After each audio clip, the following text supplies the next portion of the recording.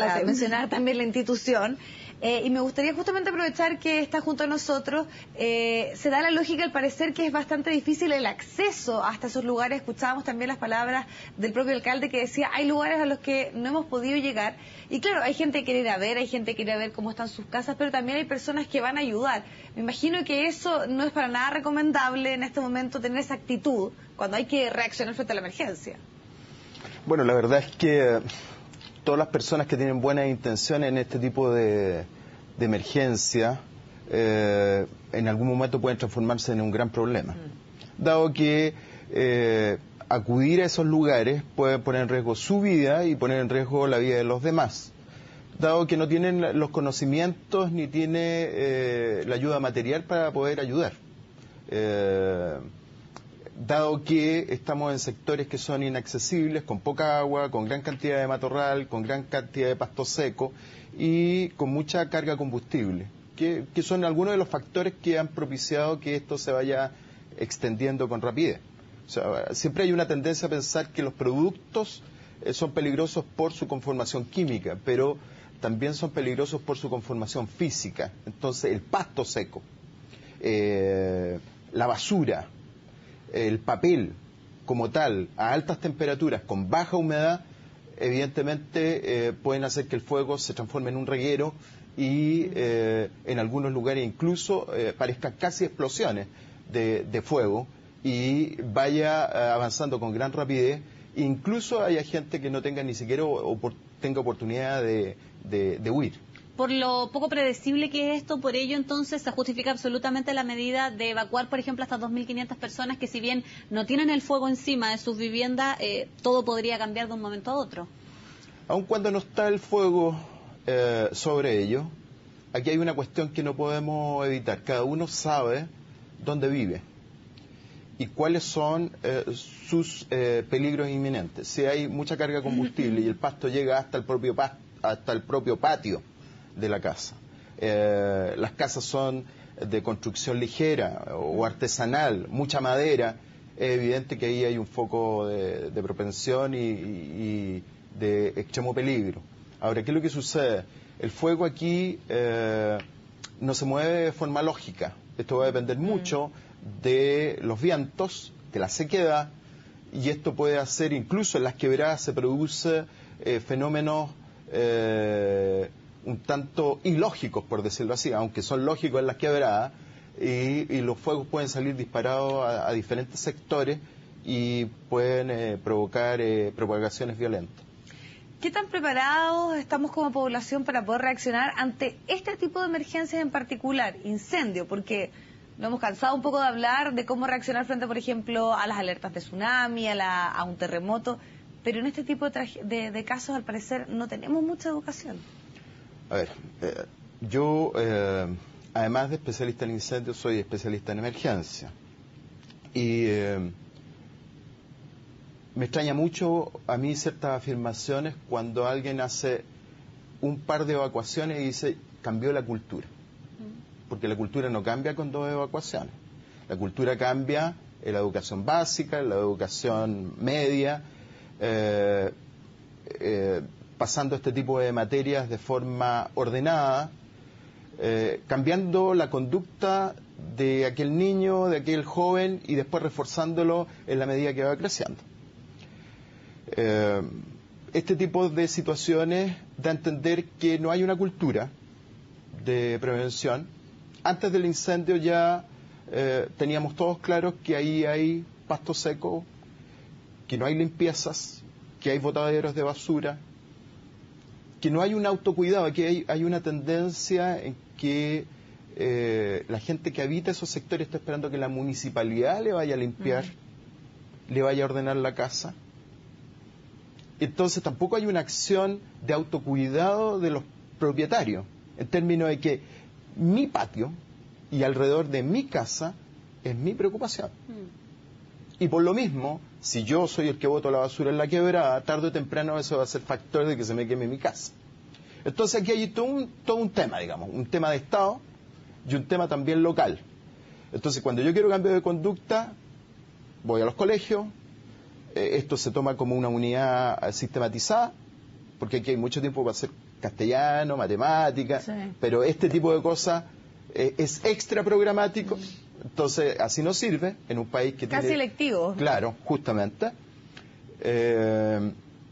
También hay que ir a las juntas de vecinos, hay que instruir cambio de conducta, porque aquí hay un punto clave, y esto aquí nos vamos a meter en un tema propio de la química del fuego. El fuego en los primeros minutos es controlable con los recursos inmediatos, un extintor con la manguera, con agua de jardín, con un balde. Pero si yo dejo ese tramo solo, el avance del fuego es geométrico. Por lo tanto, después, ni con 200 aviones, ni con todos los cuerpos de bomberos, lo vamos a parar.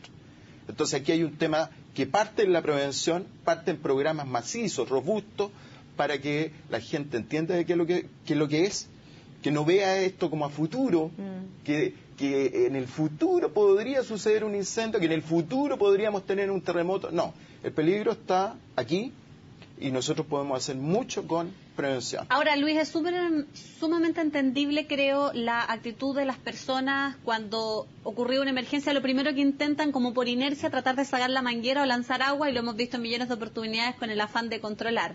Segundo, después tomar los enseres lo que uno más pueda y con las dificultades que eso conlleva, tratar de llevárselos para no perder las cosas. La pregunta que surge es, frente a una emergencia, en las condiciones que conocemos como Valparaíso, no es la primera que conocemos y sabemos que se propaga rápidamente el fuego por el tema del viento y también por la basura. ¿Cómo debiera uno proceder inmediatamente ocurrida cualquier alerta de incendio, cualquier atisbo de incendio en un sector cercano a mí? Yo creo que no están dadas las condiciones y en esa medida es muy poco lo que se puede hacer. Puedo estar preparado a lo mejor con algún elemento de contención. Muchas veces incluso hasta una buena construcción puede ser un elemento de contención. Un cortafuego. Un cortafuego, buen muro, buenos elementos, buen diseño. Son todos temas que se tratan en la universidad. O sea, no basta construir bonito, hay que construir seguro. Y esos son varios parámetros. Pero cuando ya tenemos enfrente un incendio totalmente descontrolado, prácticamente lo que uno tiene que hacer es evacuar rápidamente, porque incluso si es tardío puede estar uno comprometido, aunque no esté en su casa.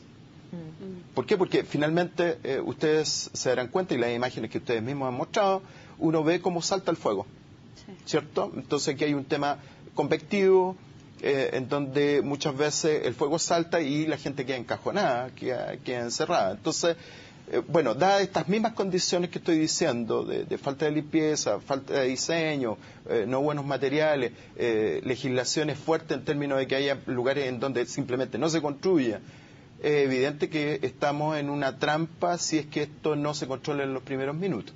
Y eso puede haber tenido una injerencia directa en la cantidad de damnificados que estamos hablando y principalmente en la cantidad de personas fallecidas, tomando en cuenta que no estaban los accesos para que pudiesen llegar muchos de los equipos de emergencia, que en muchos casos no hay ningún tipo de zona de seguridad, y sumado a lo que usted comenta también, que es la poca educación, podríamos decir, que se tiene para reaccionar ante las emergencias.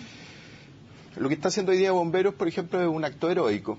Hay lugares en que simplemente no se puede llegar, y el agua que lleva Bomberos en sus carrobomba es una cantidad limitada de agua.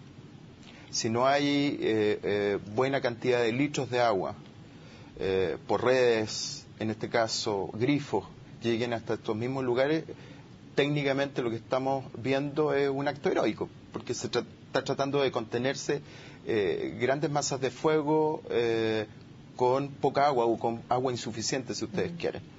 Efectivamente, como ustedes dicen, lugares en donde están muy empinados, muy angostos, donde no permite el ingreso de vehículo pesado, no permite el ingreso de aljibe, donde no se ha pensado una construcción segura para este tipo de lugares, en donde no la vamos a tener que ir a buscar a otra parte, la vamos a tener que crear nosotros, porque tal vez estos son lugares únicos en el mundo. Sí.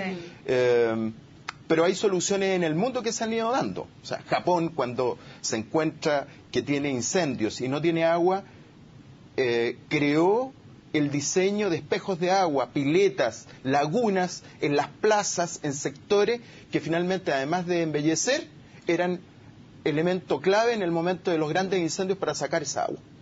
¿Se dan cuenta? Entonces ahí hay una creación estética, pero que es funcional a las emergencias. O sea, uno dice, mira, desde el cielo Japón y dice, qué bonito, tantas lagunas, piscinas. Bueno, pero también están ellos previendo un problema de estos grandes incendios que le puede tocar a cualquiera. No pensemos que en Chile van a haber este tipo de incendios.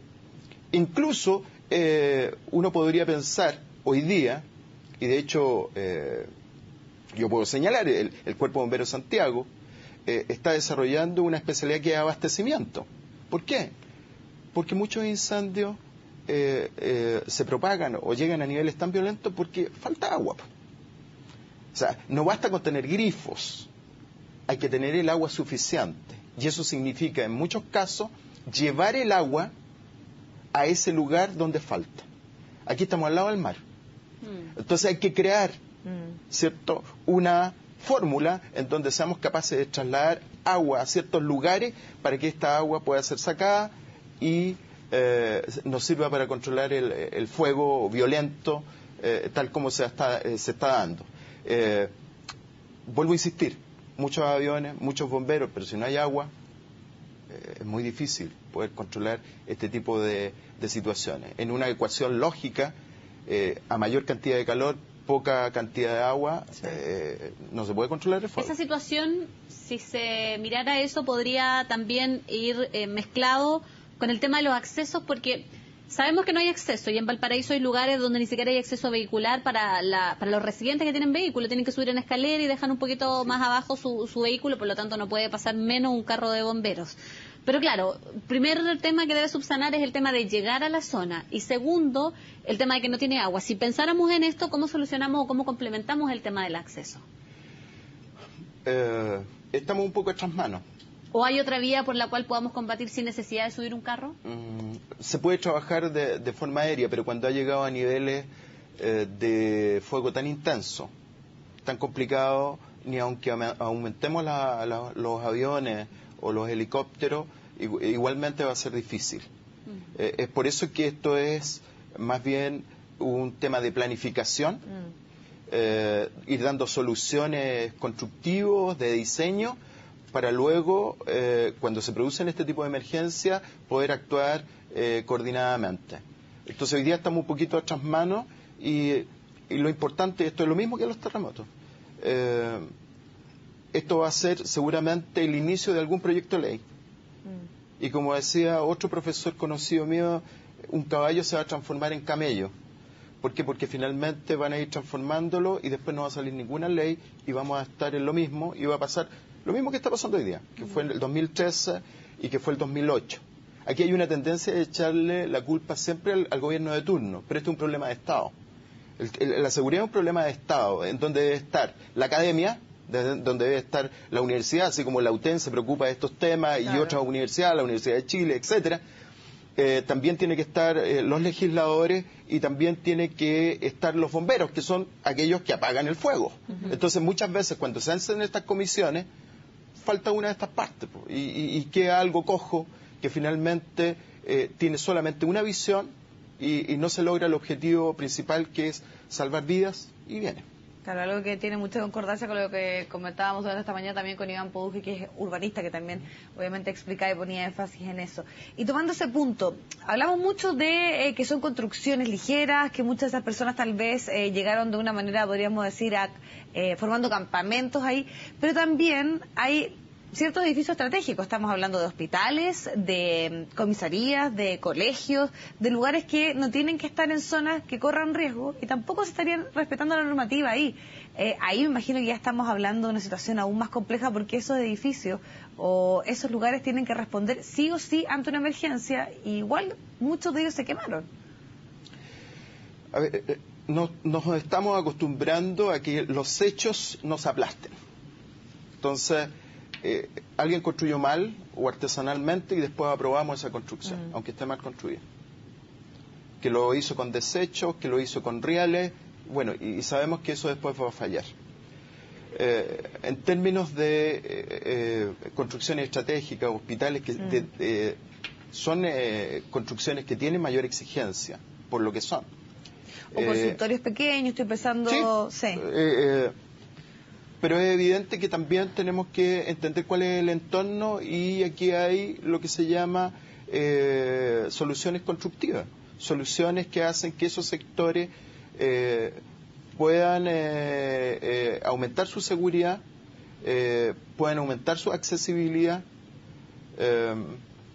Son temas que se tratan a diario, pero que se van olvidando.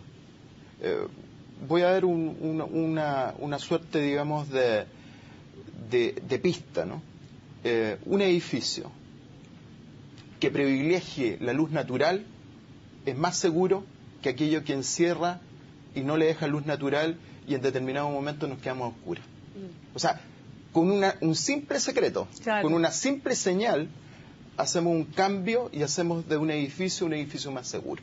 A propósito de eso, Luis, discúlpeme que lo interrumpa, pero me acuerdo, y me ha tocado verlo, que en medio de las quebradas y todas estas irregularidades que conocemos, yo he visto, y algo en relación a lo que dice Vivi también, postes de la luz, del tendido eléctrico, en medio de la basura, incluso un poco caídos por la fisionomía propia del terreno. Y en más de una ocasión hemos visto que se tiene que cortar el suministro eléctrico porque los cables no están a resguardo, y que se prende, y finalmente esto también termina expandiendo el incendio en un caso de emergencia. Eso también hay que revisarlo, me imagino. O sea, sí, es una cosa que debería ser vital. Incluso tú te puedes dar cuenta que en el último tiempo torres de alta tensión, estos mismos cableados que dice, no se respeta la servidumbre. Antes existía el concepto de servidumbre en que nadie podía estar cercano o por debajo de estas líneas. Y hoy día vemos que hay cables que pasan por el medio de las poblaciones. O que pasan por afuera de la casa, hay una casa que está más abajo, y que el cable sobre la puerta está ahí arriba de la cabeza. Y es evidente que es un riesgo. Y tomar decisiones de canalizar y hacerlo de forma subterránea, es evidente que son costos. Lo mismo que organizar un ataque de fuego temprano. Ahí hay otro tema, digamos. Uno puede pensar que arrendar un avión prematuramente y mandar bomberos prematuramente puede ser un gran gasto, pero si el país está dispuesto a asumirlo, puede evitarse todo este gasto que se deduce de una gran tragedia. ¿Te das cuenta? Porque si yo estoy en un primer inicio, esto cuando escuché yo a alguna gente de los cerros, decía, veíamos tan lejos el fuego y llegó a mi casa.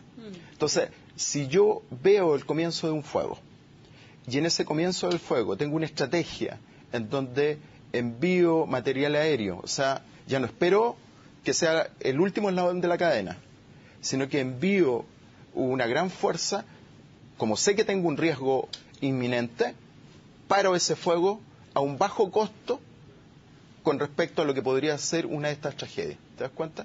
Entonces, muchas veces el que está manejando el presupuesto saca la cuenta que la primera eslabón es muy caro. Pero dejar ese costo, dejarlo como un eslabón secundario puede ser mucho más. La decisión estratégica es la lenta, porque bomberos con sus bombas sale, pero si se encuentra con que no puede seguir avanzando la zona de la catástrofe, no es mucho lo que puede hacer. Pero de bomberos no depende que salgan los aviones a lanzar el agua, depende de una decisión de la administración central. Claro, muchas veces porque yo he trabajado tanto en el tema de la academia y también en la parte operativa. Trabajé muchísimo tiempo en la administración de Alberto Maturana, en la ONEMI. Muchas veces el tema de aviones como de presupuesto, es como ir a una licitación y después sale, a no ser que se decreten estos estados de excepción. Pero antes no se pueden sacar, ya antes son muy caros. ¿Cuánto vale un incendio? Pero si se sacan antes podrían cambiar el curso de las cosas. Justamente, a lo mejor esta tragedia no habría sido tragedia. Luis, retomando un poco también lo que está sucediendo en este momento, podríamos decir la remoción que va a tener que haber ahí, los escombros que quedaron, los desechos, pensemos también en muchas cosas que obviamente son materiales incandescentes, o sea que son incendiables, no sé, estoy pensando en balones de gas. ¿Cuáles son las principales dificultades y las precauciones que habría que tomar en este momento para evitar una tragedia mayor o mayores complicaciones en este proceso puntual, en la labor que tiene que ver con limpiar esta zona, con poder de a poco ir avanzando en este lugar? Mira, si gran parte de esto está quemado, ya no hay combustible y de acuerdo a la teoría del fuego, no habiendo combustible ya no hay más peligro. No obstante, uno podría pensar que hay ciertos sectores que aún tienen lugares o material que se podría entrar en una combustión. Con la temperatura, no sé si afecta eso, las latas que veíamos, por ejemplo. De hecho, las brasas tienen una característica. Pueden estar bastante tiempo con muy poco oxígeno. Por lo tanto, pueden estar incubándose ahí por bastante tiempo. Es como cuando uno hace un brasero, literalmente. Entonces, la única posibilidad ahí es levantar eso, meterle agua y finalmente apagar esa brasa, si no va a ser un fuego latente. ¿Ah? Y que puede, como bien dices tú, con estas corrientes de aire, con un combustible que tome un poco de pasto, puede ser reactivarse. Justamente. Y esto tiene mucha relación con esto que también estamos hablando. Te das cuenta que en todas las visiones técnicas de los que están atacando el fuego dice varios focos. Sí, sí. O sea, esto demuestra que no tiene tampoco un avance lógico, pero quien entiende de incendios sabe que este tema del viento, este tema de la sequedad, de los combustibles, el fuego va a empezar a saltar y evidentemente este marco puede ser más complicado de lo que ya es. Ahora, en ese sentido, entonces me imagino que se requiere y con la misma intensidad la labor de los bomberos instalados en distintos puntos y las brigadas, porque considerando el amplio espectro de territorio que está afectado, podría haber eventualmente brasa en cualquier lugar. No, es un trabajo heroico, ya tenemos más de 24 horas de trabajo, gente que se va desplazando. Tal vez, no tal vez, con toda seguridad los que más entienden de los fuegos de Valparaíso son los bomberos de Valparaíso. Igual se va asumiendo algunos riesgos con desplazar gente desde otros lados, que su especialidad no son los incendios de Valparaíso, porque son únicos. Por lo tanto, claro, aquí se está haciendo un trabajo escalonado, trayendo fuerza de otros lados, precisamente para reforzar, para lograr el control total de la emergencia. Pero, como bien lo decía el jefe regional de ONEMI, el señor de la Maza, esto es un tema que seguramente no va a estar ni controlado hoy día ni mañana y precisamente cuando ya vaya el fuego en baja es donde mayor fuerza vamos a tener que colocar para que sea controlado. Por lo mismo, por muy difícil que parezca, no hay que concurrir a esa zona si uno no es una persona que va a ir a controlar el fuego, sino es bombero en el fondo. Claro, hay una tendencia a ir a ver cuál es el espectáculo, ¿no? Y también de los familiares que empiezan Sí. a remover las cosas y se entiende con el afán de encontrar algo, cualquier elemento que pueda salvar de su casa. Pero con eso también puede estar levantando un probable foco al remover las piezas. Claro, así desde luego, porque como no hay conocimiento y hay otro tipo de deseo de buscar a lo mejor alguna pertenencia, algún valor, alguna herencia, bueno, en fin, son temas que confluyen tantos temas dentro de este tipo de emergencias. Exacto. Que muchos son contradictorios al momento de tratar de apagar un fuego. Luis, me gustaría también, aprovechando la expertise que usted maneja, ¿qué debiese pasar o qué prevenciones o precauciones se deberían tomar en los albergues? Pensando en el número de personas que se convoca ahí, pensando que hay niños, pensando que hay una situación de trauma, de angustia, y que muchas veces también ahí hay que poner mucho énfasis en cómo trabajar con estos grupos. Que están, discúlpame que interrumpa, que están un poco colapsados también y hay personas con movilidad reducida, claro. Hay niños, de todo. Y enfermedades que pueden hacer, claro, sabemos que hay una, por ejemplo, campaña para vacunarlos, pero me gustaría también saber qué recomendaciones se hacen en esos lugares. Mira, mundialmente el tema de los albergues, sobre todo cuando son albergues creados o en tránsito, o sea, que no son albergues, sino que son claro, son colegios, va a ser una solución inmediata en el momento de la emergencia, pero ya avanzados los días el tema se va complicando. Se va complicando porque hay que entregar ese lugar para que sigan haciendo clases y sea utilizado como colegio. Y por lo pronto también las comodidades que se van dando ahí no son las mejores. Y hay que ir tratando otro tipo de temas. Mundialmente se utilizan la ayuda de pastores, curas, psicólogos, que van tratando un poco el tema con la gente que está ahí. Piensa tú que hay gente que se ha quemado 2, 3 veces, hay testimonio, hay gente que dice ya no resiste más. Entonces, bueno, hay gente que los va preparando en la parte psicológica, hay gente que se preocupa de los niños, una suerte... lo que se reproduce, ¿cierto?, cuando uno va a los malls, que ahora hay unas guarderías para mientras uno está comprando. Bueno, aquí también pasa lo mismo. O sea, uno puede pensar también de que va a haber profesores, gente a disposición para trabajar con los niños en estos mismos lugares, pero debe haber una respuesta, una suerte de solución más definitiva. Y desde el punto de vista más estructural, ¿un colegio es el mejor lugar para llevar a personas damnificadas? Me imagino que se pensará en él porque tiene un casino, es un lugar que tiene bastantes techo, baños, tiene claro, también claro. bebederos, tiene salas, tiene como dividir, tiene Por algo su centro de vestidores. oración, Claro, por ejemplo. en principio, claro, es algo que da la posibilidad, también lo podría ser un buen gimnasio, un buen especie de teatro techado, en fin, se dan esas posibilidades, pero siempre son por tiempos limitados. La gente después quiere una solución más definitiva y situaciones de mayor rapidez muchas veces son la creación de algunas aldeas, viviendas más rápidas que se levantan y efectivamente ya uno puede tener una vida más normal. Lo que sí uno no debe caer en volver a construir ahí mismo las casas sobre texto de la presión, porque finalmente vamos a tener un nuevo incendio. Pero en el eso ha futuro pasado, próximo. que Sí, se ha reconstruido en las zonas afectadas. Claro, porque entonces, empieza la discusión de que yo tengo en mi poder el terreno y que yo no me quiero mover porque este es mi barrio histórico y una serie de cosas que no es fácil y abordar. muchas veces se vuelve a construir y se construye mal. Se vuelve a construir con material ligero, se vuelve a construir con material de desecho y volvemos a tener el mismo problema. Poca accesibilidad, botan basura a las quebradas, se vuelve a producir la misma historia. Luis, usted, claro, es académico, es director de la carrera de prevención de Ingeniería Civil en Prevención de Riesgo y Medio Ambiente. Ingeniería Civil, claro.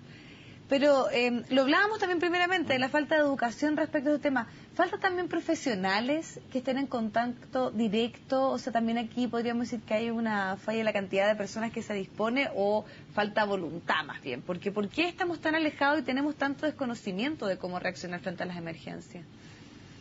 Mira, yo veo que aquí tenemos una realidad muy fragmentada. Este es un tema que yo trato a diario con mis alumnos. Cuando se trata de juntar todos los cuerpos legales que tienen que ver con incendios, tú los encuentras no en una pura ley, en diversas leyes. Y ya eso es un problema. Si tú quieres algo que tenga que ver con construcción, te vas a ir a la ordenanza de construcción. Si quieres algunos temas de extintores, van a estar en el de transporte. Si quieres algo de emergencia, te vas a ir al Ministerio del Interior. ¿Quién fiscaliza gran parte de los lugares de trabajo y la parte de incendio? El Ministerio de Salud. Ya eso te trae te trae una complicación que muchas veces es insalvable. Después tenemos el tema de que esto es como lo secundario, ¿te das cuenta? Un montón de veces yo he hecho asesoría, de repente voy a un hospital y le hago un planteamiento en el hospital y el hospital me contesta, me dice, mire, primero es el algodón, primero es la gasa y después son los extintores. Y tienen razón, pero finalmente, ¿qué es lo que estamos diciendo? O sea, o tomamos esto de forma seria, de forma global, o siempre vamos a tener los mismos problemas. Muchas veces nos cuesta reconocer que en nuestra propia casa no tenemos el plan de emergencia. Entonces, a mí me extraña mucho, ¿cierto? Y después de la emergencia del 27 de febrero de 2010, en que todos centramos la culpabilidad en aquellos que no nos dijeron qué teníamos que hacer. Y finalmente el plan de emergencia y estos sistemas parten desde la casa hacia arriba. Yo no puedo estar esperando que me llame el director de la ONEMI para que me diga evacúa. Ahora, quiero apuntar al tema de la evacuación, porque evacuación es como que uno recibe el mensaje evacúa, pero me da la impresión de que la gente sale despavorida al lugar que se le ocurra. Claro. Tampoco está definido por dónde me voy, hacia dónde voy, con quién voy, qué llevo. Claro, pero de repente tú tienes... nos felicitamos todos después de eso. Sin embargo, en vez de tener una mentalidad de qué es lo que tenemos que perfeccionar. O sea, ante lo que sucedió en Iquique, cuando tú ves a toda la gente saliendo, bueno, habría que preguntar, bueno, ¿por qué iba gente con auto? Sí.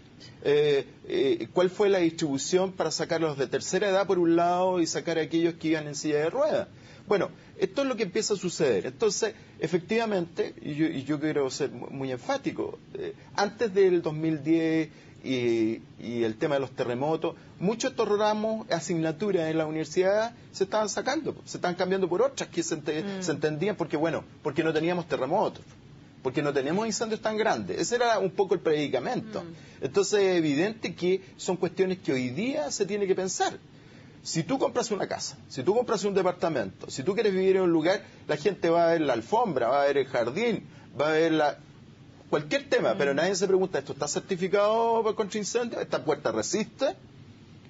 ¿Hay grifo? ¿Está el agua suficiente? Bueno, ¿por dónde sale? Claro. Etcétera. Entonces no existe esta cultura. Y muchas veces estos temas también podrían entenderse que no están ni siquiera en la academia, porque creamos un arquitecto o creamos un constructor que no tiene la mentalidad del dibujo, del diseño seguro. O sea, quiere hacerlo estéticamente bonito, que sea un gran edificio, pero no está pensando en la evacuación, no está pensando en la seguridad, no está pensando en el ingreso de los carros bomba. Muchas veces nosotros tenemos el problema que un carro bomba no puede ingresar.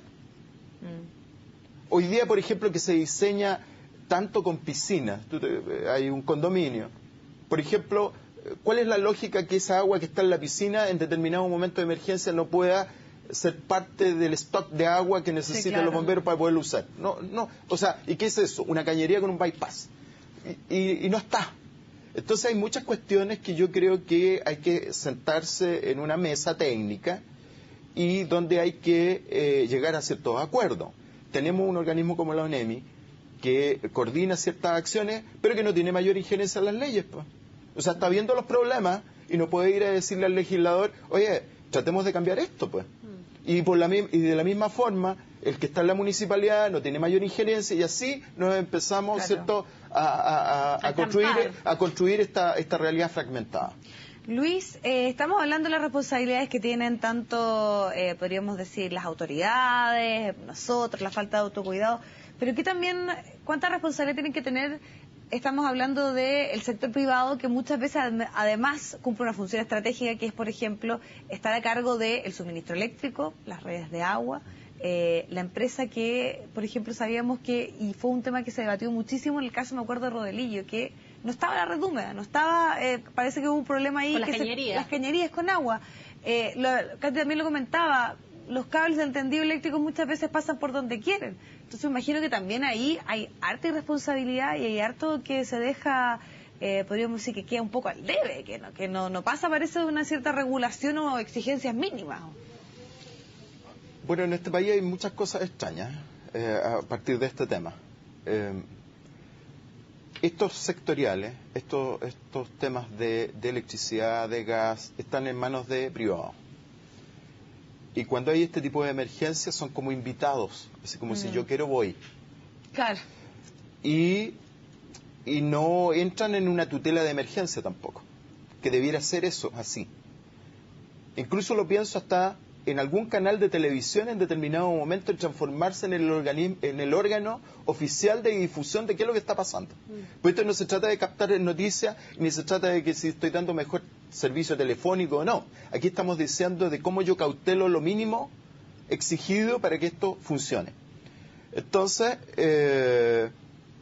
creo que muchas de estas convocatorias que son si quiero voy, no pueden ser así. O sea, derechamente tiene que haber una autoridad estatal, porque estamos en un estado de excepción, en donde se tenga que necesariamente cumplir con las exigencias que están siendo planteadas por la emergencia y que la autoridad le va a señalar. Hoy día pasan este tipo de situaciones que, como bien dices tú, uno pide esto, no sabe si va a responder, no sabe si tiene las brigadas adecuadas, y entonces estamos un poquito expuestos que de repente organismos que tienen que tutelar y administrar se transformen en una entrega de información. Qué extraño es escuchar una ONEMI que dice se dio electricidad en tales y cuales comunas. Eso es un absurdo. Si nosotros no queremos saber a dónde llegó la electricidad, sino es qué tenemos que hacer donde no hay electricidad. ¿Te das cuenta? Entonces empezamos a comunicar dónde se ha ido solucionando, levantando el sistema. Eso no es una coordinación de emergencia. Claro, o ahora en esta última emergencia se evaluó bien, por ejemplo, el tema de las comunicaciones, de que no se cayeron, de que se usaron los mensajes de texto, cuando lo habitual es que debiese funcionar sí o sí, y con mayor razón cuando estamos frente a una emergencia. Y bueno, y es también en el momento que uno tiene que entender que deben de haber canales alternativos. Sí. O sea, en todas partes del mundo ha sucedido que en determinado momento se caen los sistemas de celulares. Bueno, tenemos que tener radios, pues. Y si no tenemos radio, vamos a tener otra forma. Tendremos señales de humo, pero tenemos que tener alguna forma de comunicarnos. No es el momento que ahí recién nos planteemos que no tenemos comunicación. Ahora, en este caso suele ocurrir otra paradoja. La gente, cuando hay incendio, y no solo en en la mayoría de las veces dice que los bomberos llegaron tarde, que los bomberos no accedieron. Hemos visto ya que hay problemas de acceso en los carros.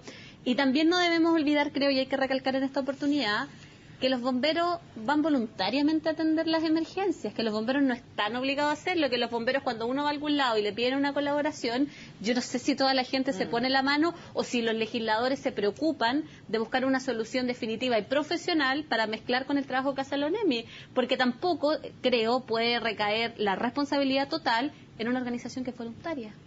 Bueno, hoy día vengo como director de la Escuela de Ingeniería de la UTEM. Ingeniería en Prevención de Riesgo, aun cuando yo soy bombero igual.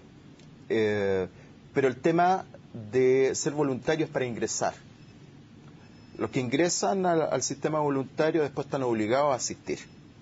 Y este tipo de instituciones tiene más de 150 años porque tiene y cuenta con el personal idóneo para ir a este tipo de emergencia. Lo que sucede es que no podemos estar basados solamente en que van a llegar los bomberos, porque ese es un elemento reactivo. Ahora, si yo te señalo que una compañía de bomberos en tiempo óptimo llega entre los 3 y 5 minutos, finalmente 3 o 5 minutos para un incendio es una eternidad. En 3 minutos se queman 60 metros cuadrados de casa a llama viva. Por lo tanto, lo que estamos diciendo es que los tiempos de desplazamiento versus a la generación del fuego y el desarrollo geométrico que tiene tan violento, generalmente los bomberos van a llegar en una situación que tienen que retener el fuego. Van a controlar evidentemente ese incendio, pero lo que van a evitar mayoritariamente es la propagación. Entonces, ¿qué es lo que estamos diciendo al respecto de esto? El tema preventivo es vital, pues la limpieza es vital, el tener un extintor es vital, es vital darle instrucciones a la junta de vecinos en la casa. O sea, si no es fortuito que los norteamericanos muestren en estos programas del 911 cómo un niño de 10 años salva al papá, ¿ah? Y le hace una maniobra porque está atragantado con un pedazo de carne. Aquí, ¿cuántos tienen eso? ¿Cuántos podrían dar una buena alarma? ¿Cuántos tienen la expertise o el conocimiento para darse cuenta que eso va a salir fuera de control? Bueno, ahí es cuando uno puede decir, hay un cambio de cultura. Yo estoy haciendo un trabajo de doctorado, precisamente en convenio de la UTEM con la Universidad de Granada, en donde estoy trabajando este tema y he hecho una comparación entre 2 comunas, La Ligua y San Antonio, 2 lugares en donde generalmente hay terremotos. Y cuando uno les consulta a la gente de dónde han aprendido todo lo que saben de terremotos, no dice la ONEMI, no dice el Estado, no dice el alcalde de la alcaldía, del municipio. Señala que casi es un amigo el que les ha enseñado. Y en términos de cuando les consultamos si están preparados, ellos creen que una evacuación es saber todo. Cuando hay muchas más variables y muchos más temas que abarcar. Sin embargo, cuando saltamos de emergencia, porque hoy día está muy latente el tema de los terremotos, pero si saltamos de tema y le hablamos de un volcán. Claro. ¿Ustedes saben cuántos volcanes tenemos en Chile? Los voy a poner en aprieto. No, yo no lo desconozco. No sé el número exacto, pero sé que hay varios y muchos en... Más de 2.900 y muchos volcanes, en ejercicio activo. ¿cierto? En Chile, y algunos que incluso podrían ser, ni siquiera los tenemos calificados como tales. Resulta que podemos estar frente a una emergencia volcánica en un tris. Sí. La gente no tiene idea. No tiene cuáles son los niveles que tendría que hacer, hacia dónde correr. Entonces, ¿cambiamos nuestra cultura de seguridad? ¿Verdaderamente estamos enseñándole a nuestros niños? ¿Estamos enseñándole a todos nuestros compatriotas? Bueno, yo creo que no hay que confundir. Hay acciones, esas acciones han sido buenas, se ha mejorado, pero de ahí a que hayamos cambiado nuestra cultura frente al riesgo, si somos un país que tiene cultura de la seguridad, yo creo que estamos algo alejados.